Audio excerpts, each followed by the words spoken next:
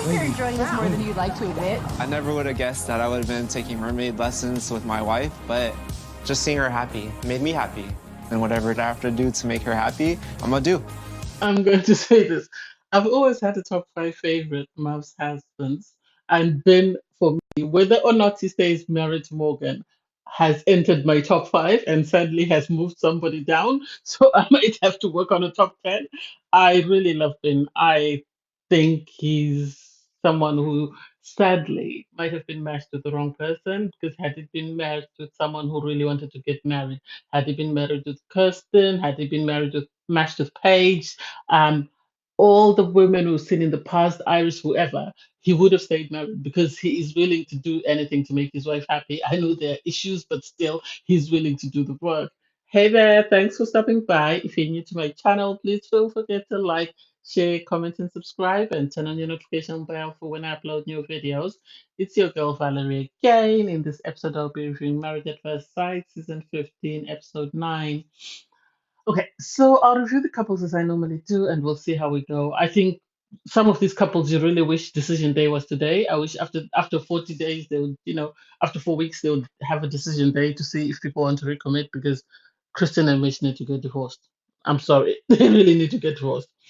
So I'll start off with Kristen and Mitch since I'm venting about them. Well,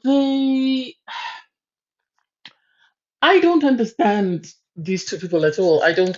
I know Kristen really wants to get married, and she's really put herself on the back burner so that she can stay married. I know she keeps saying, "Oh, I'm enjoying my marriage, and this is what I've always dreamed of," and blah blah blah blah. And from the outside, you look at it and you're like, "What did you dream about? A man who is selfish, a man who is rude, a man who's not willing to compromise." So they went for a karaoke date. It started off. They had this. They were having this conversation where Mitch was cooking, and they were talking about his desires and his goals and whatever. And then eventually it came down to Kristen to, what do you want? She said, I want to be a realtor. I want to, you know first have two children and then start going to the property market. And Mitch then ranted on about gentrification and stuff. And it's just like, can you not just support her? Can you not just listen and smile and keep your comments to yourself and not kill someone's dream before it's even started? She got upset about that. She started off by being all theatric by making the gravy and stuff. And then they went to karaoke night. They seem to be enjoying themselves. And here he goes again. He starts off again. Uh, this is because I think the producers asked them to discuss this topic again about her having her goals and her feeling like he didn't appreciate her goals and sort of trying to talk them down, and that exploded on itself. Then Kristen again had to arrange a picnic, and they had to go and pick things on the beach, and still that didn't work out. Okay, she was telling him about how she felt, and he still looked like he was sort of just ignoring her, just shutting her out. And then there was T-shirt Day 2022. He refused to put on a T-shirt until she had to explain to him that marriage is not going to work. That marriage is only going to work for as long as Kristen is willing to put up with that nonsense. That man is looking for someone to mother him. He's not looking for a wife. He's not looking for a partner. He doesn't seem bothered. As long Because I remember at one time he said, "Oh, what Mitch wants." And it's like, what about what does Kristen want? Everything is always, what does Mitch want? What does Mitch want? Oh, he wants to eat this type of food. He wants to go to this place. He wants to shop in that area. He wants you to buy exactly this in the shop. And what about your wife? What do you expect? I know even when they were talking and she was talking about children, he he comes across as a man who, there's some men who feel sort of who feel like their place is taken by their children and are sort of in constant war with their wife, trying to sort of make sure that their wife doesn't, put them on the back burner and make them less of a priority. And to me, that's how Mitch comes across. That he's very selfish. That even if they were to have children, he would still want to be number one. And I don't know whether that comes from his childhood, as you were saying, or wherever that comes from. I know the therapist tried to talk to them, and he was trying to say, "I don't want people controlling what I wear, controlling what." It's just the t-shirt, buddy. Just wear the t-shirt and just stand there and smile like everybody else. When you go home, you take it off, and that's it. I don't even know why Kristen is putting up with that nonsense, and I don't even know why Mavs is allowing that man to carry on. I think that man should be taken off our screens for like, and even if we have to make do with just four couples, that's fine. Or if we have to make do just seeing Kristen on her own, that's fine. But that man, they are enabling his bad tendencies. They need to stop. Anyway, yeah, I digress. From there, we go on to Stasia and Nate. Stasia and Nate, for me, I think the problem is here. Obviously, they were having this conversation. Stasia wants to know, when Nate's friends have already told Stasia that he's not someone who's very emotional. So, because of the way he was brought up in the military, so you have to be patient with him. He signed up for therapy, but then Stasia keeps asking, what if we're talking about love on a scale? I know the experts gave them the questions to ask each other, and he said it. He's at four, she's at eight, and it's like this is where the problem lies. They're not the first couple to fight about this. I know of many couples on Married at First Sight who have fought because someone is closer to saying "I love you," and the other one is still behind it. It's only been 20 something days. You wouldn't tell someone that you started dating in 20 something days that you already love them. You would want that relationship to progress before you go to I love you. So I don't know why she's making such a big deal about it. And you can see that Nate is really struggling to control himself because in the kitchen when they were cooking and she brought up the topic again, you could see that he was trying to say something, but he didn't want to appear crazy. And it's a bit too late for Nate to not try and look crazy after what he did at the bachelor party. Um, they then had a conversation and it eventually came out with Nate. I think he was very offended when they were with the expert and the way Stasia talked about how she felt. And I think Stasia, on her part, might have said that just because she felt she was trying to protect herself because of how um, Nate said he was a 40 out of 100 in being towards I love you. And I think this is why she was talking about, oh, I feel this way and that way and that way and the other. They did sit down and have a conversation afterwards, with Nate saying, I am putting in the work. You said you believe you want to see actions. I am doing the actions. I've signed up for therapy. I'm doing this, that, and the other. And you still don't appreciate me. And it's getting to a point whereby I'm just going to shut down, which is really sad, I think. If you look at all the couples, surprisingly, Nate and Stasia seemed to be better matched than everybody else. And so I really hope Stasia takes a step back, has a conversation with somebody, even her therapist, if she's going to a therapist, because she can't expect Nate to be at the same place she's at because she's been going to therapy longer. He might not even have started his classes. So she needs to allow him to have therapy first before she can start saying, oh, I am further along than you are. I think he is trying. I think he's trying she should speak to Kristen and see and hear about Mr. Blast, or speak to Paige from the Atlanta season, and she will tell her about Mr. Blast as well, and she will appreciate more what Nate is bringing to the table. I think it's because it's lack of insight, and then from there we go to Ben and Morgan. Morgan is going to lose a great guy. That's just my opinion. I know people will say, oh, but why does Ben go about saying stuff?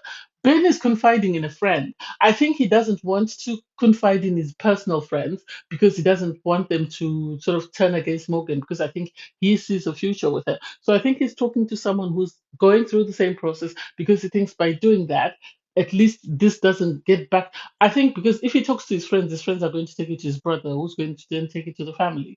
And I think this is what Ben is trying to avoid, and this is why he's talking to Justin. And sadly, Justin is taking whatever Ben tells him, running back to tell Alexis, who's then telling everybody else. And I don't know why Alexis felt the need to tell Morgan whatever Ben was saying. Morgan is going to lose a great guy. I said this a couple of weeks ago that Ben comes across as someone who wants to make everybody happy. Yes, they brought up the people pleaser comment. I didn't want to use that. And he is trying. I know he's because of the way he grew up. He did speak about his background, that he grew up in an Asian family where he was expected to be a doctor, and because he wasn't a doctor, he feels like he's let down a lot of people. He's got a great job, I think, in IT. So I don't know why. I know. Because in certain cultures, there's certain careers that you can only go a lawyer, a doctor, and what else? And something else. I've forgotten that. A teacher or something like that. So I think I understand where he was coming from. I like that he was very vulnerable and he was looking to be very vulnerable in this episode. Things seemed to be going great until Alexis and Justin came in, and I think at some point they're going to have to stop speaking to Alexis and Justin, because Alexis and Justin seem to be the ones that are bringing all the problems into their marriage. And I think somebody, one of the experts, needs to speak to Alexis and Justin and tell them that if you're not going to keep somebody's secret, then just tell them, please don't tell me anything. So they, the other thing is, Morgan came from work, sat down in a uniform, in a scrubs, and started eating. And it's like, oh, girl, please take a shower first, change your clothes, and then sit down and eat. At least wash your hands, or make the appearance of washing your hands. But then, anyway, I digress. So they had a conversation as well with the expert, the new expert, the psychologist, and it was nice to see that they understand where they are, um, and they are willing to put in the work. Although it then came out at the end of the episode that Alexis told Morgan that just that Bean was saying something, and things exploded from there. So I don't even know what that's going to be all about next week.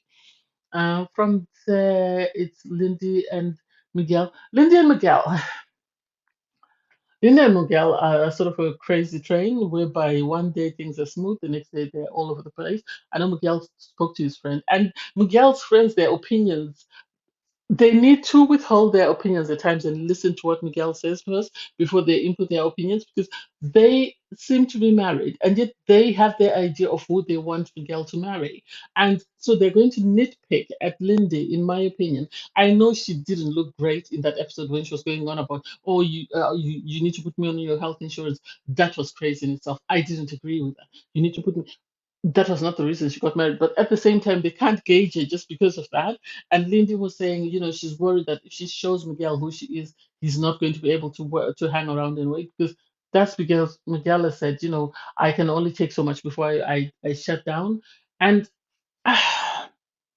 they come with a lot of baggage. I think they need to sit down with the experts more. I think they need to sit down with the experts more. And even if they say yes on decision day, they need to go to couples counseling straight away. They need to go to couple from yes, they need to go to couples counseling, because the issues they're having are not real issues. Lindy should be able to be her perfect self, and Miguel should stop this sort of measurement of I can do this, I can do that, I can do this. I think he just needs to accept his wife for who she is, and they need to move on. From there, Alexis and Justin. Alexis and Justin, I always support my people, but Alexis and Justin are making me question. They are another couple that I'm thinking they should get divorced.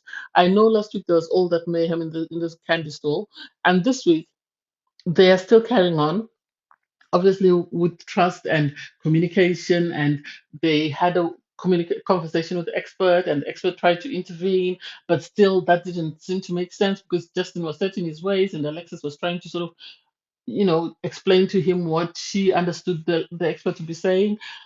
They are a train wreck. They are a train wreck. I wish there was any other way to describe them. And I think the reason why they discussing everybody else's problems is because they're avoiding their own mess. I think that's the only reason. And I know there was the issue with the dog. I don't have a pet, so I cannot understand how people with pets feel, although they say it's the same as having children. Okay. But I think they need to learn to move on, and they need to learn to find a way to communicate. If they cannot find a way to communicate, then they need to say no and move on with life. They need to divorce. And the problem is Justin is always saying, I'm willing to do the work, I'm willing to do the work, I will compromise, I'll do this. And Alexis is always saying, if things fall apart, I'm running. And so I don't know how long this marriage is going to last. I can foresee them getting a divorce on decision day, because I had high hopes for them, but I don't see that happening anymore.